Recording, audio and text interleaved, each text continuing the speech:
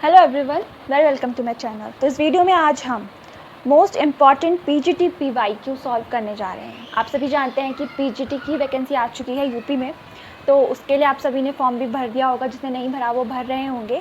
तो क्या है, जो मैंने ये वीडियो बनाई है ये सिर्फ और सिर्फ पीजीटी के जो मेन इंपॉर्टेंट क्वेश्चंस हैं, जो पीवाईक्यू हैं, वो हैं। तो आप इस वीडियो को ज़रूर देखें, आपको काफ़ी हेल्प मिलने वाली है, ठीक है।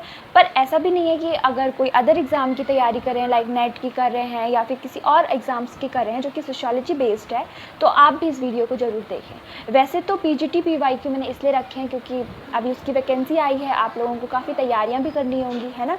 तो उसके लिए हमें क्या करना है कि पीवाईक्यू भी सॉल्व करने हैं।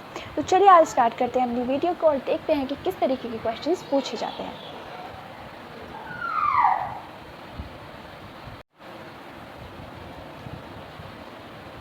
तो आज का हमारा पहला प्रश्न है, देखिए पीजीटी के ही हैं सारे पीवाईक्यू, ठीक है। फर्स्ट क्वेश्चन इज, निम्नलिखित में से कौन सा भारत में सांस्कृतिक विविधता का सूचक नहीं है। ठीक है, भारत में सांस्कृतिक विविधता का सूचक नहीं पूछा गया है। प्रजाति, जाति, वर्ग या फिर धर्म। देखिए सांस्कृतिक विविधता मतलब क्या होता है, जिससे हमें हमारे कल्चर के बारे में पता चलता है, ठीक है, कि अलग अलग जोग्राफिकल एरिया में, अलग अलग रीजन में क्या होती है, तरह तरह की कल्चर्स डाइवर्सिटी पाई जाती है, ठीक है। जैसे कि हम सभी जानते हैं ट्राइब्स में अलग तरह की, हर ट्राइब्स में एक अपनी अलग तरह की कल्चरल डाइवर्सिटी मौजूद होती है, ठीक है। अगर हम देखें तो हर रीजन में होती है, जैसे नॉर्थ में अलग है, साउथ में अलग है, वेस्ट में अलग है, ईस्ट में अलग है, एक पर्टिकुलर स्टेट की अलग हो जाती है, ठीक है। तो इस तरीके की जो डाइवर्सिटी है वो किस चीज़ का सूचक नहीं है। तो हम देखिए रेस से, प्रजाति से हमें पता चलता है। देखिए कैसे, जैसे लोगों की रेसेस होती है, जैसे हम बोले इंडिया में इंडिया के लोग किस तरीके से दिखते हैं, उसी तरीके हम वेस्टर्न देखें तो वो किस तरीके से दिखते हैं, उनके आँख, नाक, उनका कद, ठीक है, उनका कलर, स्किन कलर हो जाता है, उनके हेयर कलर जाते हैं, आई का कलर हो जाता है। तो ये सारी चीज़ें हमें रेस से पता चलती हैं। और उसी तरीके से उनकी कल्चर भी अलग है। जैसे कि हम देखिए इंडिया में हम लोग कैसा कल्चर फॉलो करते हैं, वेस्टर्न अलग कल्चर फॉलो करते हैं। अगर हम जाति की बात करें तो जाति में जैसे कि बहुत सारी जातियाँ हैं, उसकी उपजातियाँ हैं, तो उसमें भी लोग तरह तरह का अपना उनका एक खुद का कल्चर होता है जिसे वो फॉलो करते हैं। धर्म में भी होता है, जैसे कि हिंदूज़ अलग होते हैं, वो मंदिर में जाते हैं, मुस्लिम मस्जिद में जाते हैं, क्रिश्चियन चर्च में जाते हैं, सिख गुरुद्वारे में जाते हैं। इस तरीके की जो कल्चर डाइवर्सिटी है वो हमारे इंडिया में देखने को मिलती है। लेकिन जो वर्ग है, एक क्लास है, ठीक है, एक क्लास जो होती है उसकी अपनी कोई कल्चर डाइवर्सिटी नहीं होती है। वर्ग क्या होता है, एक हायरार्की होती है, ठीक है, जिससे हमें सिर्फ ये पता चलता है कि कौन सा ऊपर है, कौन उच्च स्थिति में है और कौन निम्न स्थिति में। समझ रहे हैं आप। चलिए, क्योंकि मैं इसमें आपको अच्छे से एक्सप्लेन भी करने वाली हूँ ताकि आपको क्वेश्चन समझ आ जाए, इसलिए पूरी वीडियो देखिएगा। सो क्वेश्चन नंबर 2, संस्कृति परिवर्तन से क्या तात्पर्य है। देखिए कल्चर समझते हैं आप, संस्कृति क्या होती है। अब उसमें परिवर्तन अगर आ गया तो उसका मतलब क्या है। ऑप्शंस देखते हैं। जीवन शैली में परिवर्तन हो जाता है, आविष्कार और खोज में परिवर्तन होता है, उत्पादन की विधियों में होता है, या फिर इनमें से सभी। देखिए संस्कृति क्या होती है, संस्कृति कैसी होती है, एक सीखी जाती है संस्कृति, एक लर्न होता है ना। संस्कृति को हम सीखते हैं कैसे, अपने परिवार से, अपने पूर्वजों से, और वो ट्रांसफ़र होती है, पीढ़ी दर पीढ़ी हस्तांतरित होती है। तो इससे हमें जीवन शैली में भी परिवर्तन देखने को मिलता है। आविष्कार, खोज, उत्पादन विधियों में परिवर्तन, ये सारी चीज़ें, ये सब के सब हमारी संस्कृति से रिलेटेड है। तो इसका आंसर हो जाएगा डी, उपरोक्त सभी। नेक्स्ट क्वेश्चन है हमारा, सांस्कृतिक संकुल, ठीक है। संस्कृति संकुल विभिन्न कालों में विकसित होकर अन्य भागों में प्रसारित होती रही है। इस प्रसारवाद के, अब प्रसारवादी हैं कुछ हमारे, हमें उनमें इन कोट्स में से उनको पहचानना है कि वो कौन है। ग्रैबनर, एंकरमैन, रॉबर्ट लॉपी, इलियट और पैरी। देखिए इसमें से जो हमारे ग्रैबनर हैं और एंकरमैन हैं, ये हमारे प्रसारवादियों में आते हैं। इसमें अन्य लोग भी हैं शामिल, पर इन ऑप्शंस में से सिर्फ ग्रैबनर और एंकरमैन है। अब देख लेते हैं वो कौन से में आ रहे हैं, फर्स्ट सेकंड में आ रहा है, ठीक है। तो ऑप्शन ए हमारा सही हो जाएगा। ग्रैबनर और एंकरमैन हमारे क्या हैं, प्रसारवादी हैं। प्रसारवादी क्या होते हैं, जिनका मत था कि जो संस्कृति हुई है वो प्रसार के रूप में क्या हुई है, आगे बढ़ी है। मतलब एक समय से दूसरे समय में वो प्रसार डिफ्यूज़ होकर हुई, ठीक है। डिफ्यूज़न समझते हैं ना आप। डिफ्यूज़न मतलब क्या होता है कि एक, जैसे एक जगह थी, उस एक जगह से धीरे धीरे चीज़ें डिफ्यूज़ होना शुरू हो गई अलग अलग जगह, ठीक है ना। चलिए आगे बढ़ते हैं। नेक्स्ट, रूथ बेनेडिक्ट, ठीक है। रूथ बेनेडिक्ट का आपने नाम सुना होगा। इनमें से किस अवधारणा से वो जुड़ी हुई हैं? रूथ बेनेडिक्ट तो सबसे पहले आप समझ लीजिए, ठीक है, वो किस अवधारणा के साथ जुड़ी हैं? तो संस्कृति तत्व के साथ, संस्कृति संकुल, सांस्कृतिक प्रतिमान या फिर सांस्कृतिक विलंबना। देखिए ये भी प्रश्न सब पीजीटी पीवाईक्यू हैं, वही मैं लेके आई हूँ। तो जो रूथ बेनेडिक्ट है वो कल्चरल पैटर्न मतलब सांस्कृतिक प्रतिमान के साथ इनका नाम आता है और इनकी बहुत इम्पॉर्टेंट ये है, ठीक है। आगे बढ़ते हैं।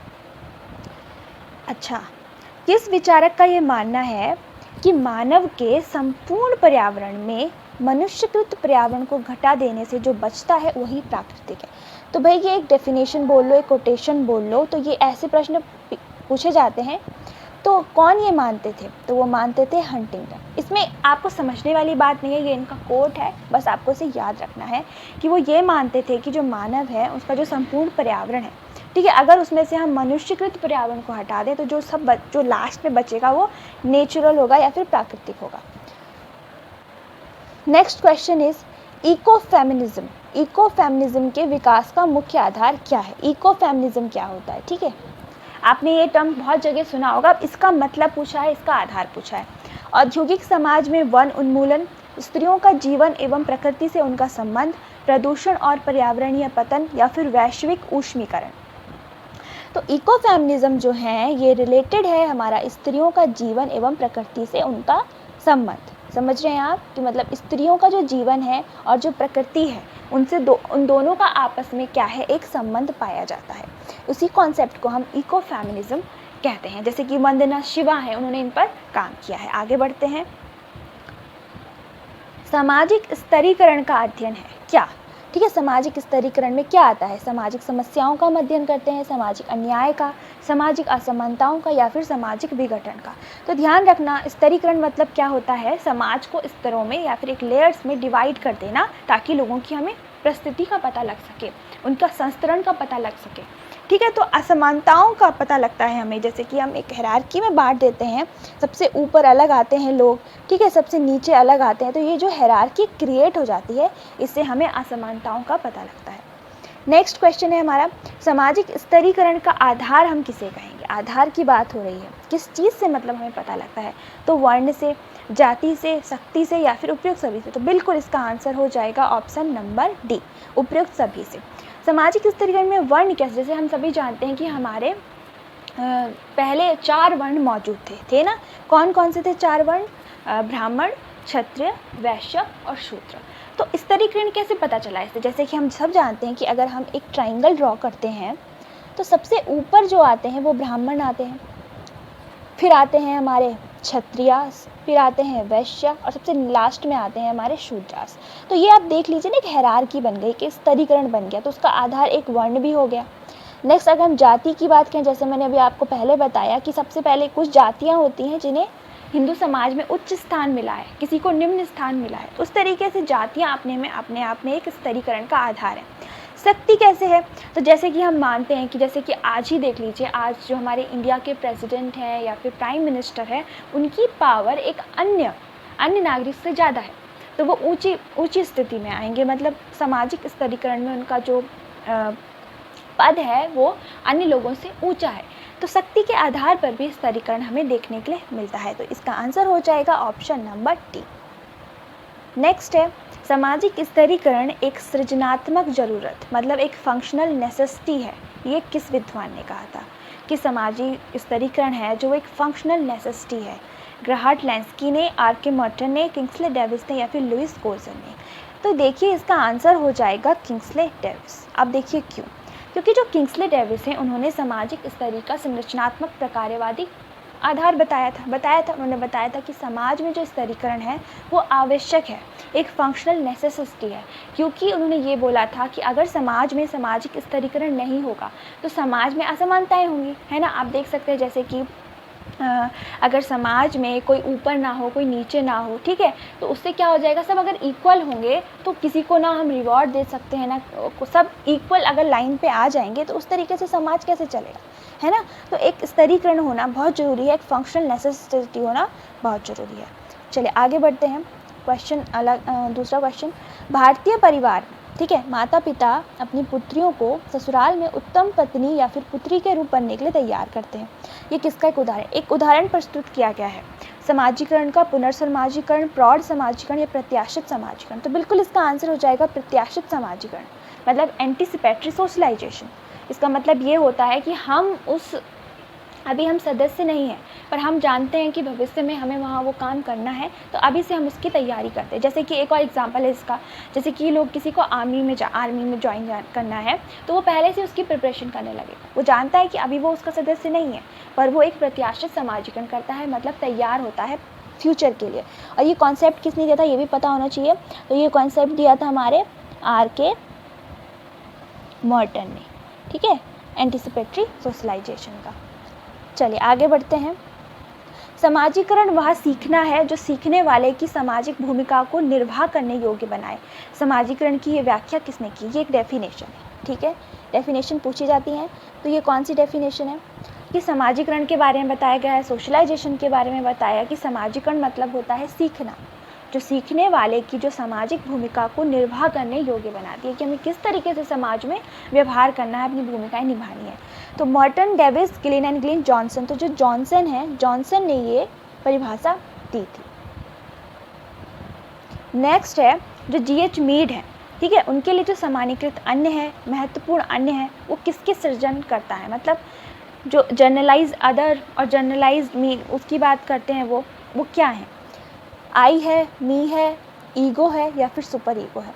तो हम सभी जानते हैं G.H. मीड ने आई एंड मी का कॉन्सेप्ट दिया था। उसमें से जो मी है, मी में आते हैं ये दोनों चीज़ें, ठीक है। G.H. मीड कौन है? वो वही है जिन्होंने सिंबॉलिक इंटरेक्शनिज्म की बात करते हैं। मीड आते हैं उसमें, ब्लूमर आते हैं, तो वो यही चीज़ बता रहे हैं, मी वाला जो कॉन्सेप्ट है उसमें ये आता है, ठीक है। चलिए आगे बढ़ते हैं। परिस्थिति व भूमिका, मतलब स्टेटस और रोल की अवधारणा किसने दी है? बहुत बार ये क्वेश्चन पूछा गया है। तो ये दी थी हमारे रॉल्फ लिंटन ने उनकी book the psychology of status में। उन्होंने सबसे पहले इंट्रोड्यूस किया था स्टेटस एंड रोल को। और वो कहते हैं, क्या एक उनकी फेमस डेफिनेशन ये भी पूछी जाती है कि role is the dynamic aspect of the status. चलिए आगे बढ़ते हैं। नेक्स्ट है, समाज में, सोसाइटी में प्रदत्त सामाजिक स्थिति तय होती है और इस आधार पर, किस आधार पर होती है? सबसे पहले हम जानते हैं कि जो एक होती है प्रदत्त परिस्थिति, एक होती है अर्जित, स्क्राइब्ड एंड अचीव्ड। दो तरह की होती है। स्क्राइब्ड कौन सी होती है? जो कि हम क्या करते हैं, जो हमें जन्म से बाय बर्थ मिली हुई होती है, और अचीव्ड जो हम अपनी योग्यता और कौशल के आधार पर करते हैं। यहाँ बात किसकी आ रही है? प्रदत्त की, मतलब जो बाय बर्थ हमें मिली है, तो उसका आधार क्या है? आमदनी है, शिक्षा है, जन्म है, या फिर इनमें से कोई नहीं। तो अभी मैंने जैसे आपको बताया, तो इसका आंसर हो जाएगा सी, प्रदत्त सामाजिक स्थिति का आधार है जन्म। नेक्स्ट क्वेश्चन पर बढ़ते हैं। इनमें से किसने परिस्थिति मतलब स्टेटस को प्रमुख परिस्थिति, प्रभुत्वशाली परिस्थिति, नियंत्रणकारी परिस्थिति में बांटा है? पार्सन ने, मॉर्टन ने, लिंटन ने या फिर G.H. मीड ने? तो जो ये तीन तरह की परिस्थिति की बात करते हैं, वो करते हैं हमारे R.K. मॉर्टन, ठीक है। चलिए नेक्स्ट क्वेश्चन पर बढ़ते हैं। निम्नलिखित में से कौन सी एजेंसी औपचारिक सामाजिक नियंत्रण के अंतर्गत नहीं आती है? ठीक है, नहीं पूछा जा रहा है कौन सी एजेंसी। कानून, जेल, धर्म या फिर राज्य। औपचारिक कौन होती है? जो फॉर्मल होती है, ठीक है, फॉर्मल होती है जो। एक होती है फॉर्मल, एक होती है इनफॉर्मल। तो फॉर्मल के अंतर्गत जो नहीं आती, तो कानून आता है, जेल आता है, राज्य आता है, लेकिन धर्म नहीं आता है। तो option C is the correct answer. Next देखते हैं। निम्नलिखित में से कौन सामाजिक नियंत्रण की एक औपचारिक एजेंसी है? आप पूछा जा रहा है कौन सी फॉर्मल है? परिवार, परंपरा, राज्य या फिर प्रथा। तो ये जो तीन है ऊपर की, ये इनफॉर्मल हो जाएंगी। एक बचा स्टेट, राज्य, वो हो जाएगा हमारा फॉर्मल। नेक्स्ट है, सामाजिक नियंत्रण मतलब सोशल कंट्रोल का सबसे महत्वपूर्ण अभिकरण क्या है? सबसे महत्वपूर्ण पूछा जा रहा है। स्कूल, परिवार, पड़ोस, नातेदारी। वैसे तो ये सभी के सभी सोशल कंट्रोल के लिए यूज़ होते हैं, पर इसमें पूछा जा रहा है सबसे इम्पॉर्टेंट, तो वो हो जाएगा हमारा ऑप्शन बी, फैमिली, परिवार। देखिए क्यों? क्योंकि जब कोई एक मनुष्य एक जैविकीय प्राणी से सामाजिक प्राणी में बदलता है, तो वो सबसे पहले अपने परिवार से ही सब कुछ सीखता है। तो सबसे महत्वपूर्ण एजेंसी अभिकरण उसका परिवार होती है। नेक्स्ट क्वेश्चन है, किसने सामाजिक नियंत्रण के दो प्रकार मतलब प्रत्यक्ष और अप्रत्यक्ष का उल्लेख किया कि एक तो हम डायरेक्ट और इनडायरेक्ट कंट्रोल कर सकते हैं? Kimball Young, Karl Mannheim, C.H. Cooley, Max Weber. तो इसका आंसर हो जाएगा कार्ल मैनहाइम। कार्ल मैनहाइम ने सामाजिक नियंत्रण के दो प्रकार बताए थे, एक होता है प्रत्यक्ष सामाजिक नियंत्रण, एक बताया था अप्रत्यक्ष सामाजिक नियंत्रण। ठीक है, तो इसका आंसर हो जाएगा बी। इसी तरीके से सोशल कंट्रोल के और भी प्रकार बताएं, जैसे चेतन और अचेतन प्रकार बताया है, वो किसने बताया है? वो बताया चार्ल्स हॉर्टन कूले ने। इसी प्रकार से और आ जाते हैं, जैसे कि ऐसे कई हैं, मैं उसके लिए आपके लिए एक अलग से वीडियो बनाऊंगी सिर्फ सोशल कंट्रोल पर, क्योंकि ये इंपॉर्टेंट टॉपिक है। चलिए नेक्स्ट है, देखिए क्वेश्चन पूछ भी लिया कि चेतन और अचेतन प्रकार का सामाजिक नियंत्रण का उल्लेख किसने किया था? चार्ल्स कूले, गुरविच मूरे, लेपियर या मैनहाइम। तो अभी हमने जैसे बोला चार्ल्स कूले ने चेतन मतलब कॉन्शियस एंड अनकॉन्शियस रूप से सोशल कंट्रोल की बात की थी। तो आज के लिए हमने एक सॉल्व किए टोटल 20 इम्पॉर्टेंट क्वेश्चन जो कि हमारे PGT के PYQs हैं। ठीक है, तो अगर आपको ये वीडियो पसंद आती है तो इस वीडियो को ज़रूर लाइक करें एंड सब्सक्राइब करें मेरा चैनल। और मैं जो ये वाली वीडियो का PDF है, ध्यान से सुनिएगा, इस वीडियो का जो PDF है वो मैं अपने टेलीग्राम चैनल पर पोस्ट करूँगी आज। अगर जो जुड़ चुके हैं, बहुत कम लोग जुड़े हैं, और जो जुड़ना चाहते हैं तो वो अगर जुड़ना चाहते हैं तो जुड़ सकते हैं। वहाँ मैं ये PDF डालने वाली हूँ आज, एंड टेलीग्राम का लिंक मैं दे दूँगी डिस्क्रिप्शन बॉक्स पे। And thanks for watching this video.